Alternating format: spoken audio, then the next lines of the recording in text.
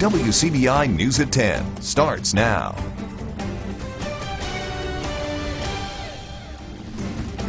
Thank you for joining us tonight at 10. It's a crime that has sent shockwaves through South Mississippi. A mother killed in Pike County. The alleged killers, her own 12 and 14-year-old daughters. Shay O'Connor from CBS affiliate WJTV in Jackson has the latest on the investigation. No parent, no family should have to go through this. Something like this divides the family. LaShonda McGowan says she was recently a pallbearer at the funeral of her dear friend Erica Hall. More than 2 weeks later, she is still in shock. It's been extremely hard and difficult trying to just grasp this whole situation because nobody never imagined in a million years something like this would ever happen, you know. Just never this. January 4th, Erica Hall was allegedly stabbed and shot at her home in Magnolia by her two daughters. Her oldest daughter, 14-year-old Amariana Hall, is charged as an adult with murder. Her 12-year-old sister also being held. McGowan says it is hard on everyone involved. She tells me Erica would not want her daughters in jail. What's best for the children at this point, you know? I mean, where do we go from here? How, is there even, can we rehabilitate them from something like this? And everybody's asking why. But I think that even when we got the answer, somebody's still not going to be satisfied. A preliminary hearing had to be rescheduled for Amariana Hall right here at the Pike County Courthouse. Amariana Hall is still being held on a $150,000 bond and will undergo a psychiatric evaluation. The Pike County Sheriff's Office says it is still investigating the case. Same charges as of right now. A lot of evidence is at the crime lab waiting to come back to us. It's still early, and just the process got to play itself out in court. The 12-year-old remains in the Pike County Juvenile Detention Center, but her hearing is set for tomorrow. Her father hopes she will be released into his custody. Amariana Hall's hearing is scheduled for next month. After a year and a half on the run, a man accused of kidnapping and trying to kill his wife finds himself in front of a judge. Adrian Golden was officially arraigned in Calhoun County today. He's charged with attempted murder in the first degree after he allegedly shot his wife in the head in 2017. Golden pleaded not guilty. Judge Kelly Luther denied him bond. His trial date is set for November 19th. Golden spent 16 months on the run before law enforcement caught up with him in Texarkana, Arkansas. He also faces kidnapping charges in Pontotoc County. Well, typically getting released from behind bars can serve as a new beginning for most inmates. However, in some instances, it's common that just before an inmate's release date, they'll commit another crime to remain locked up. Our Quentin Smith speaks with legal experts to find out why. So, Quentin, why do some inmates not want to be released? Well, Scott, for many inmates, they get accustomed to life behind bars. In fact, some have spent more time being locked up than they have being out in the free world. So when it's time to be released back into society, they're not ready. And as a result, they fall back on what's familiar to them. Most inmates are eager to be released from behind bars, eager to leave the barbed wire fences and the jail cell behind and re-enter into society. But for others, that's not always the case. We'd like to refer to those as prisonization, where they have anxiety about returning to the free world, and their normal habits, that routine, daily routine is what they've become used to in prison. I do know that sometimes people are conditioned to a prison lifestyle, unfortunately, and it makes it difficult for them to transition back into civilian lifestyle. District Attorney Scott Colon and investigator Stephen Woodruff believe homelessness, not being able to adapt to society, and getting comfortable being in the same environment for so long are a few of the reasons inmates don't want to re-enter into society. They have nobody in the free world. They don't have any family to help support them. They have no jobs. So it's kind of like an insurance policy. They're there, and when they're in prison, they've got their meals taken care of, they've got their health care taken care of, they got a place to sleep, it's warm or it's cool in the summer.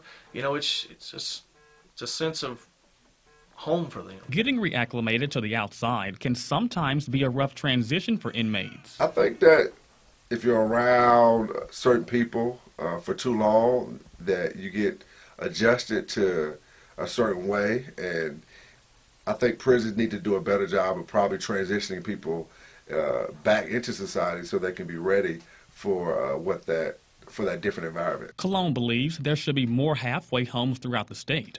He also says prisons need to do a better job of talking with inmates about what to expect once they get released, as well as implementing things such as weekend passes and other programs to get inmates ready for life after prison. We need to make sure we support people that are being released, because we want to make sure that we put them in a position where they don't commit any future crimes and nobody else is victimized.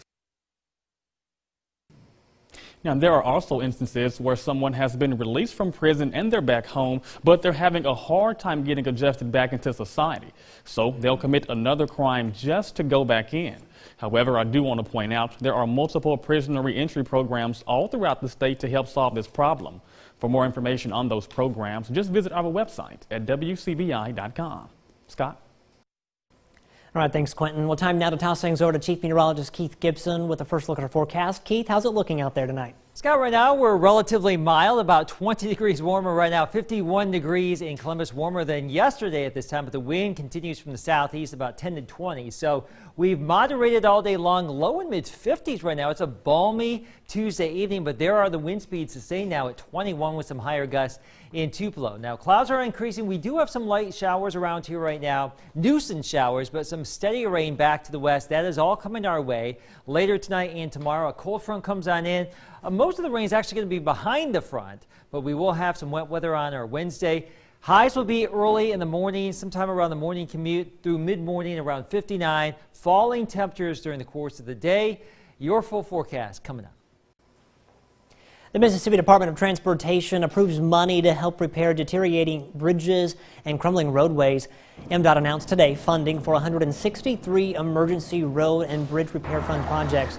$250 million was approved today that will go to fixing or replacing 200 bridges, including 99 that are closed right now and 91 that have posted weight restrictions. Commissioner Mike Taggart says this is a step in the right direction.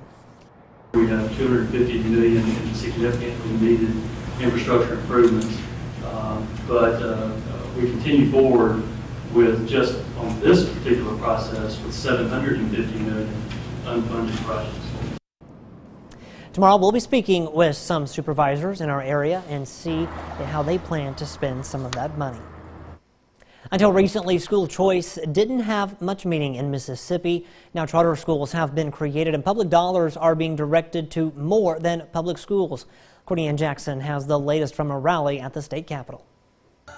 These yellow scarves represent choices for parents on where they send their children to school. We think parents ought to have a variety of choices to do what they think is best for their child. The state created education scholarship accounts for special needs students in 2015, but access has never opened up as the law stated it would. The wait list is growing with over 200 students, and there are only 428 seats at the table. The law authorized 500 seats the first year and an additional 500 each subsequent year. Now, families like these are hoping the funding will dissolve that wait list. Let this legislature find the money this year so kids can go to the best school for them. One nonprofit wants to see the same scholarships extended to students without special needs and say one option would be to give preference to low-income families. Still, the Parents Campaign worries it's the wrong direction for the state's education system. These are tax dollars that are being spent without any accountability whatsoever. These voucher tax dollars are handed over to schools that have no responsibility to report what they are doing with those funds. They are able to choose which students they want to admit and which they don't want to admit. A legislative watchdog report shows only 70% of the scholarship funds available were used the last 2 years. The other 30% turned back in. Why? Parents tell us the scholarship doesn't ensure admission to the schools of their choice, and the timing often doesn't work out. Courtney Ann Jackson, WCBI News. Some light showers moving across our region right now. Just nuisance activity now. Some heavier rain for your Wednesday. The details on that coming up next. Stay tuned. Your WCBI First Alert AccuWeather forecast with Chief Meteorologist Keith Gibson. You know you wanted more rain, right? It's coming for Wednesday. We can't get around it. We start out in a very warm fashion, upper 50s to around 60 for the morning commute. By noon, temperatures beginning to fall, and we should be in the 40s, if not 30s, during the course of the late afternoon and evening. Maybe, just maybe, a little bit of light wintry mix tomorrow before the rain comes to an end. No issues foreseen at this time. You can see with our Alpha Insurance time-lapse cameras from Vernon at Durham's Pharmacy, Louisville, Mississippi, Columbus, and Tupelo. Extensive cloud cover today on our Tuesday as expected. Now tomorrow, your Wednesday, a 100% chance of rain, a slam dunk there. A drier Thursday and Friday, a slight chance for a shower here Saturday, but that system that we've been trending or tracking all week long looks to be a non-event now for the weekend before some more active weather early next week on Tuesday, perhaps another Arctic front. Now, right now, what we are dealing with, just some light showers moving through the Golden Triangle area, some more rain back towards Memphis and eastern Arkansas. The big batch of rain is back to the west here into Louisiana, Texas, and this moisture is creeping ever so slowly our way, but it is coming our way. We cannot avoid it. I'm going to jump ahead to tomorrow morning, 7 o'clock. There you go, upper 50s to around 60 temperature-wise. We do have the chance for some scattered showers.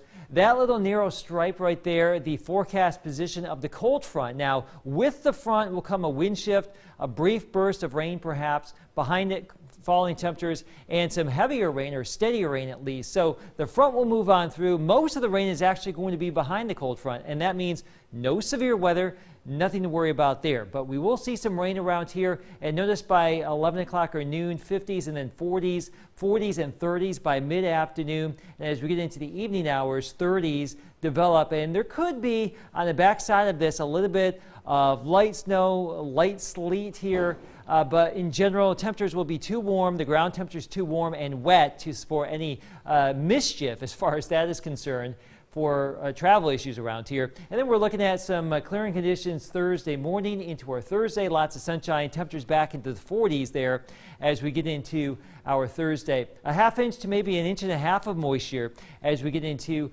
our day Wednesday with the event. So the warmest part of tomorrow will be in the morning, falling all day long. Pretty nice though, Thursday, 48, mostly sunny, 41 on Friday. A cool day for us. Back up to around 50 Saturday, 58 Sunday, 61 again Monday. A temperature roller coaster right here, Scott, before what could be another more significant blast of cold air next Tuesday.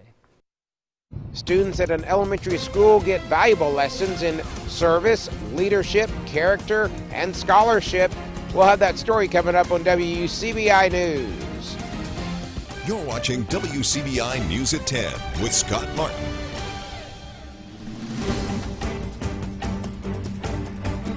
Welcome back, everyone. An elementary school in the area reaches a milestone as it's recognized as a member of the National Honor Society. As Allie Martin reports, that distinction has taken a lot of effort from students, teachers, and faculty, but the real work is just beginning.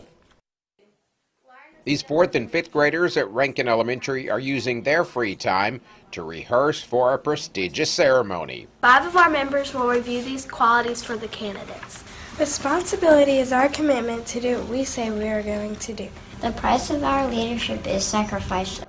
They are officers in the school's National Elementary Honor Society and will speak at the induction ceremony.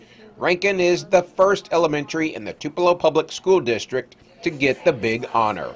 Officers had to campaign for positions such as president, vice president, and secretary.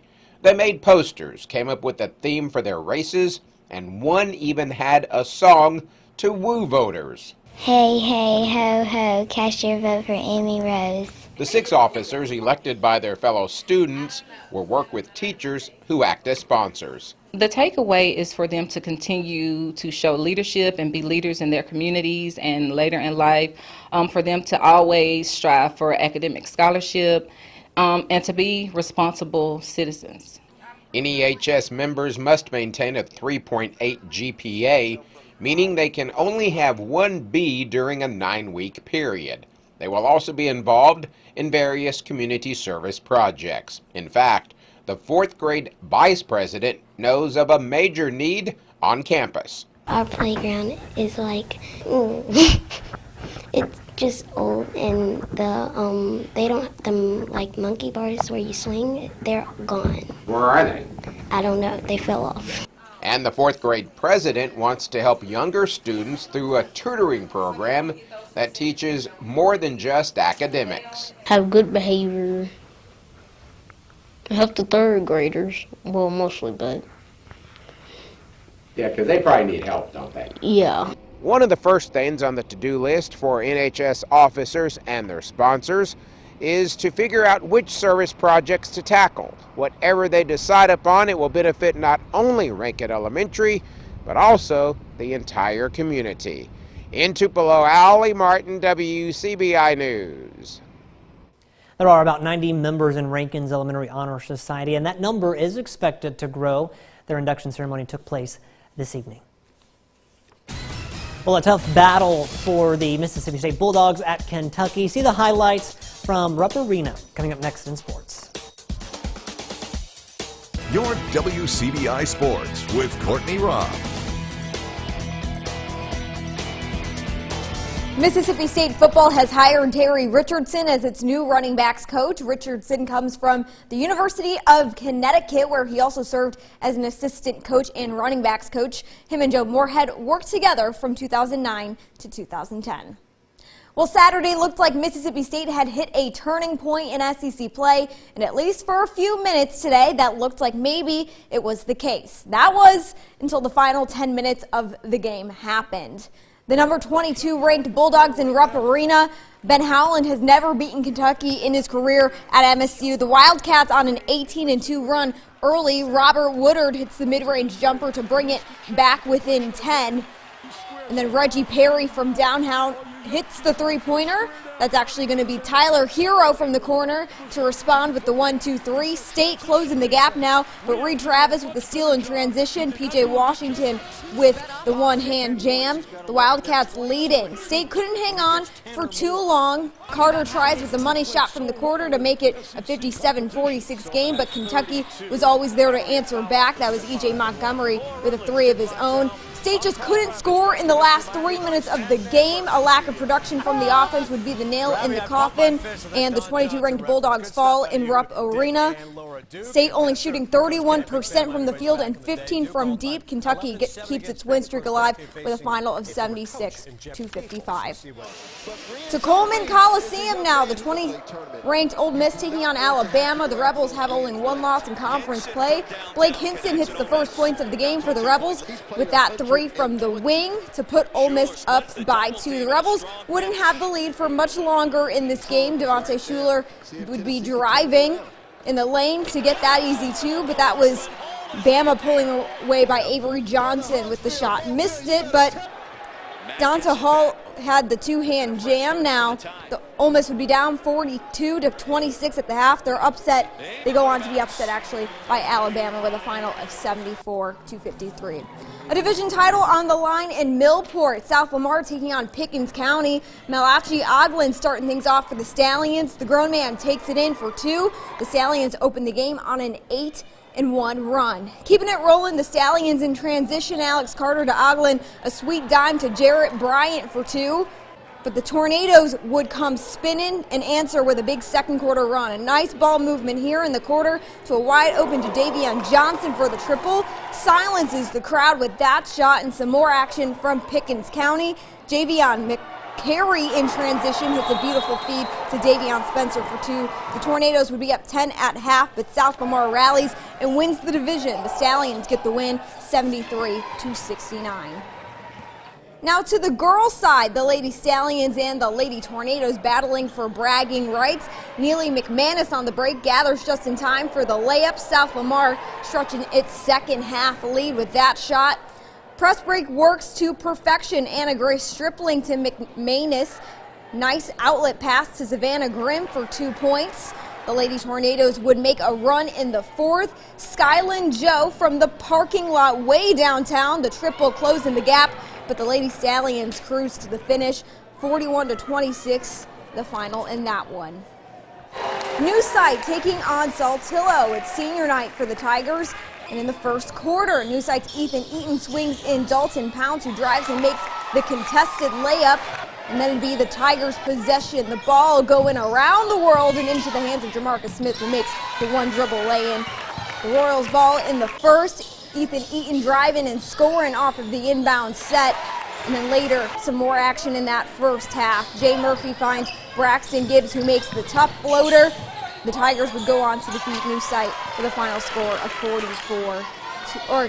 57 to 44. Saltillo wins in that one. But now, time for the girls. The Tigers taking on New Site Royals, and the Saltillo Tigers jumping into the fourth quarter. Tigers trailing. Ashton Loveland's the bounce pass gets in the bucket. Royals ball, they drive, and the layup is denied by Maya Bobo, who on that same possession cleans up her own mess. But the Royals with too much for the Tigers in that one, the final 55 to 43. That's it for sports. Your last look is coming up next. Stick with us. All right, here's our 7-day forecast. Prepare for some rain tomorrow. Warm in the morning, much cooler in the afternoon. So when you walk out the door in the morning, don't think it's going to be 59 all day long. It's going to be in the 40s and 30s by the time you head on home. We are looking at some pretty nice weather Thursday, Friday. The weekend not too shabby, and a little bit warmer again by Sunday. And then I saw some possible winter weather on that Tuesday. It looked a little funny. It's so long ways out, but it looks kind of interesting. All right, sounds good. Thanks, Keith. Thanks for watching, everyone. Have a good night. We'll see you tomorrow.